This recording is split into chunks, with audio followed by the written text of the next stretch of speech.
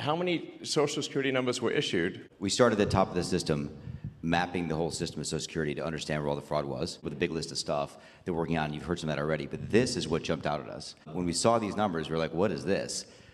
In 21, you see 270,000 people, goes all the way to 2.1 million in 24. These are non-citizens that are getting Social Security numbers. This literally blew us away. Like, we went there to find fraud, and we found this by accident. And this isn't political, by the way. My parents are immigrants. This country's been great to us. My brother and sister all born in Spain. I'm pro-legal immigration.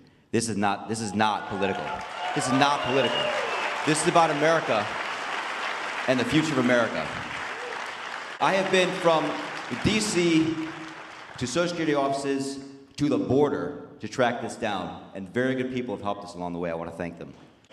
This number, what this is when you come in the country, if you're an illegal, there's a couple ways to come in. You come in through a port of entry, tell them you're afraid, and they'll give you an asylum. Then you get in. That's one way to do it. Another way to do it is to just go to the border. Literally, this happened. I talked to Border Patrol myself. Elon was there too. You walk up to a Border Patrol officer, and you tell them you want to come in. They have a couple of choices. They could charge you with a misdemeanor or a felony under 1325, or they can make it an administrative offense, like a parking ticket, basically. They were told to do that, make it an administrative offense under the last administration. And then you go walk across the border, do what's called a release from your own recognizance, and they give you an NTA, a notice to appear. The wait times on judges are like average 6 years. There's only 700 of them. This is 5.5 million people, okay? So what happens then? Once you're in the country and you've got asylum through one of these pathways, and we've mapped the whole thing out, you can apply for a work document. You file a 765, it's the work form. You get this form called the 766, it's the authorization, and then Social Security Administration automatically sends you in the mail your Social Security number. No interview, no ID. People sometimes think that under the Biden administration that he was simply asleep at the switch. They weren't asleep at the switch. It was a massive, large-scale program to import as many illegals as possible, ultimately to change the entire voting map of the United States and disenfranchise the American people and make it a permanent, deep blue, one-party state from which there would be no escape. Look, if I hadn't seen this myself, I'm not sure I'd have believed it. I went through it myself and mapped it, and Elon is right.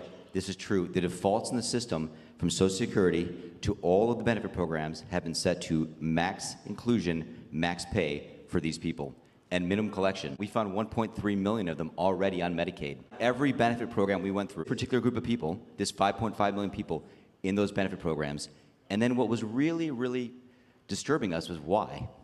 We're asking ourselves why. Right. And so we actually just took a sample and looked at voter registration records, and we found people here registered to vote. In this population, yes. And who did vote? And we found some by sampling that actually did vote, and we have referred them to prosecution at the Homeland Security Investigation Service. Yeah. It's a truly disturbing thing to me, and the darkest thing about this to me, the voter fraud is terrible, but the human tragedy this created is extraordinary, because what you don't understand, and people don't know, and Americans need to know, that's why I'm here, is that human traffickers made $13 to $15 billion off of this. That's the money that's going around the world, moving people around the world to our borders because of these incentives. What happens? Hey, if you're in Africa and you're in Central America, you got to walk up through Mexico, through Central America. Who do you pay? You pay the narcos, you pay the traffickers. We were told by ICE it's between $20,000 and $500, depends where they pick you up, to walk across all those countries and get all the way up to the border. It goes to the cartels.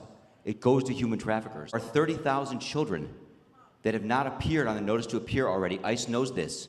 270,000 children didn't even get notices to appear. The kids are being trafficked back and forth across the border to complete families to make this easier. This is a human tragedy. It's not just the money, it's the people and the kids. And how many of these people died on the way up here that didn't make it in? What happened to them? They created an incentive for people to come and be taken advantage of by these traffickers. And how do you think they get paid? What, you're in Africa, Central America, you got $20,000 or $10,000 or $5,000 to pay these traffickers? No, you don't. What happens? You come in, then you owe them the money. You're an indentured servant. If you don't pay them, what happens? They kill your mother, they kill your brother, they kill your family. What happens next? Tragedy, the human tragedy this created is extraordinary. This is America. We don't do this here in America. Yeah.